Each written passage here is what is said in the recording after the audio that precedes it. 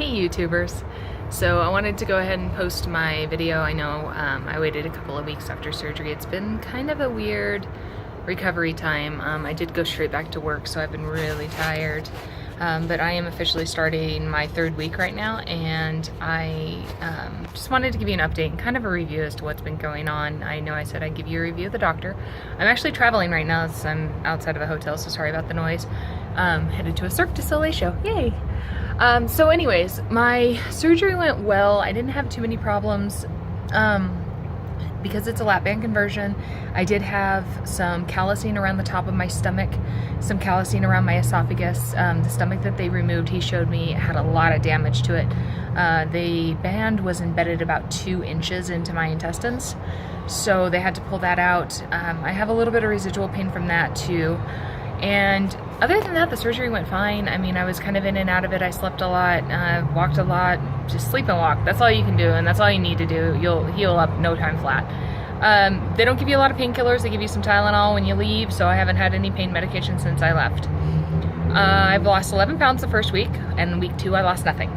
So I hit my stall a little bit early, and that's okay, because 11 pounds for me in a week seems a little bit too fast, and I was a little bit worried that it would do some damage to my liver, my kidneys, and stuff like that. So I'm okay with slowing down just a little bit now. If I can lose just about 3 pounds a week, I will be happy. That's my goal, 2 to 3 pounds. So a quick review, because I'm kind of irritated at the moment too. As far as the doctor goes, ooh, sorry. Trucks going right by here and motorcycles and everything else. So as far as the doctor went, you know, I went down there, I showed up, they were late picking me up, so I had to stick around and wait for a little while, which kind of sucked, but the doctor was on the bus, on the van, on the way back, so I got to ask him a lot of questions, which was great. Jorge, the guy who drove us, nice guy, like super sweet guy, wonderful person. The doctor was nice too. We had a lot of questions. He went in, he did my surgery, everything went smoothly and fine. So far as surgery goes, great. I got there and it was a little bit disjointed, which has kind of been the theme so far. I got in there and they wanted me to sign all these forms saying I talked to the anesthesiologist, he told me what he was going to give me, he told me what the side effects would be, he told me all this other stuff, and I had never spoken to an anesthesiologist. And they would not let me go into my room until I had signed papers saying I had spoke to an anesthesiologist, even though I had not. Said he would be in a little bit. That was kind of true for the weight loss beforehand too. I had to sign all these papers saying the doctor had told me that I had this, that, and the other thing, and no, I had never spoken to a doctor, but I still had to fill all that out. So anyways, I got in and I got to my room and they EKG'd me. My lab work was late getting in. So we were waiting, but my boyfriend was still waiting in the waiting room because they said give her about 20 minutes and we'll escort you in. Well, they forgot about him. This clinic has like 5 rooms from what I can tell. There was 2 people in it, and after they stuck me in the room, I didn't see anyone for a while. I had no toilet paper in my bathroom, and I had gone in to go to the bathroom, so I had no way to call them because there's no call bell in the bathroom. So I'm in the bathroom, I have no toilet paper, I have no way to reach anyone. My boyfriend's still in the lobby waiting and can't find a single person, other than eventually he finds like the housekeeper person. So I go in, I grab my wipes, I finish what I'm doing, and I get up and I go out there and I walk out there with my IV and everything else and escort him back to my room. It seemed difficult for one nurse to juggle 5 patients. Like, it shouldn't be, but it seemed very difficult for one nurse to do 5 patients. And we weren't even at 5 the whole time I was there, but whatever. Anyway, so that being said, surgery, I woke up, eventually the doctor came in, he saw me, answered some questions, and the nurses were giving me anti-nausea and also antacids in my IV, but they were giving them so fast I was puking every single time. The final nurse I had was brilliant with the needle, and she gave it to me slowly, and I didn't have any problems with it, and I didn't throw up, which I was really grateful for. I had another nurse who was kind of a bull in a china shop. She kept bumping into my drain and pushing on it and pulling on it and bumping into my IV and bumping into my table and all this other stuff. So that was kind of exhausting. But so by day 3, I was taken out of there and I was put up in a really nice hotel, which yay, that place is great. They have a beautiful pool area that you can walk around. They have free broth, though they couldn't seem to quite wrap their little brains around how that works, like, because even though they've done it 100 times, I guess. They kept trying to like charge us and then couldn't figure out how to put it on the room, and I don't know. Anyways, we worked it out. But now this is where it gets kind of weird. Everybody was all great and everything until I left. And then I get home and I've been having a little bit of rib pain right above my incision, which I've read a few people say that this is common. It's where they stick the tubing for the lap band through your abdomen wall. And so I've been having a hard time breathing. As you can just see, I just trying to get a deep breath. And this chronic pain, and it seemed to have gotten worse when I tried to sleep on my side and I turned over and it popped and then it kind of burned. And so there's been a few questions like that. I come home and there was some instructions saying we could have carnation instant breakfast on week 1 in our paperwork. And then I asked about it and they were like, no, you can't have anything like that. No protein powder, no nothing. And then there's a forum. And all of these questions that people are asking, like the answers are all very condescending. It's very schizophrenic compared to like how it was when I was there, where everybody's kind and loving and caring. Some of the answers like, do whatever you want, we'll re-sleeve you in 2 years. And it's like, but your instructions say this. And then it's like, well, our instructions must be wrong. We need to update them. Here's the update. They send the update, and the update still has things that are incorrect on it. It says no ibuprofen at all.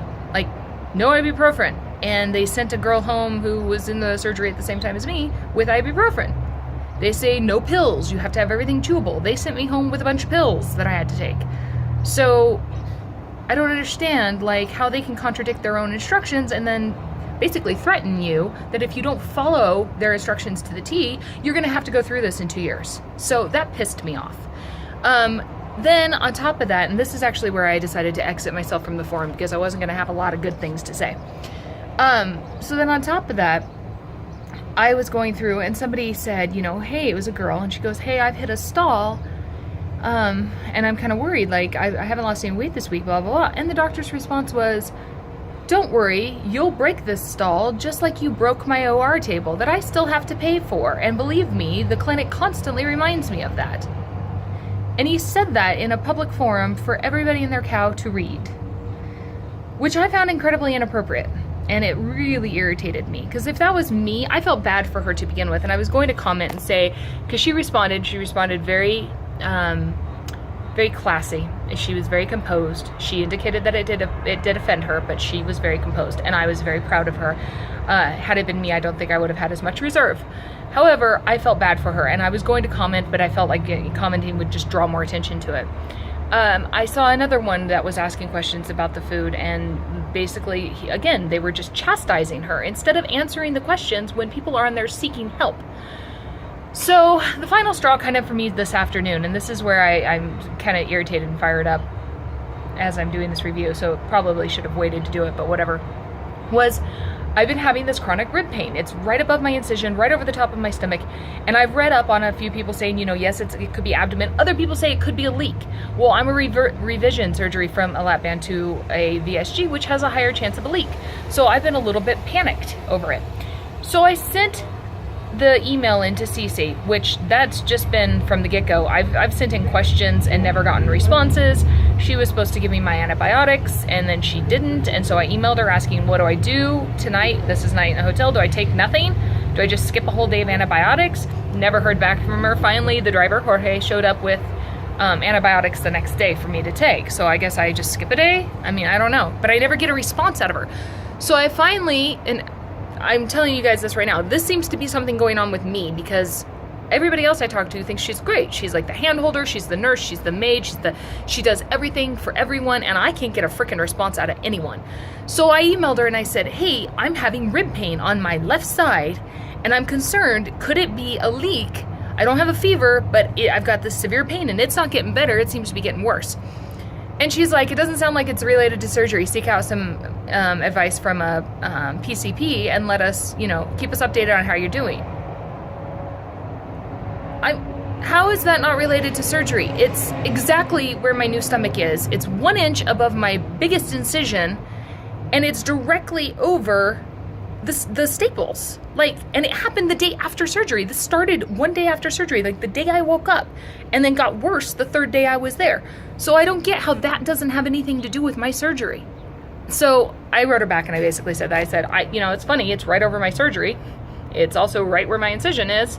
It's also, you know, happened the day after surgery. But if you don't think that that has to do with, you know, any surgery stuff, I'll go ahead and contact a different doctor. So at this point, aftercare is null. I mean, there's like nothing. I can't get help from anybody for anything. So again, I don't know if that's me. I don't know if that's everybody. I don't know what this is going on. I know that I had a few questions. I haven't really needed much help. Thankfully, I've been recovering just fine, except for this pain. But anyway, I thought I'd share that with you because pretty much my thought on this is great surgery, awesome. Like, if you're cool with going down there and being able to just get it in, get it done, get out of there and get it done for cheap, go ahead and do it. If you can't, if you think you're gonna need assistance afterwards, or if you need, like, you feel like you need emotional coaching through it, or you need to be talking to the doctor, or you don't feel like you're kind of like that person who can just bully through it, you're probably gonna wanna look for a different doctor, because this is definitely something that you kind of are on your own with. So anyways, wanted to keep this short. I know it's pushing about 10 minutes now. I put my numbers up in the very, very beginning, but 11 down, starting week 3, starting on some soft foods, the best I can do. I finally just went with a different doctor's instructions that were pretty similar, but at least were accurate, and they agreed with them and stuck behind them. So starting on soft foods. I'm still getting stuck like I have a lap band. I kind of have a ghost lap band still, so I get a lot of esophagus like stuck. So there's that, but everything else is going well, and yeah, so hopefully I'll see you guys next time. Thanks for watching.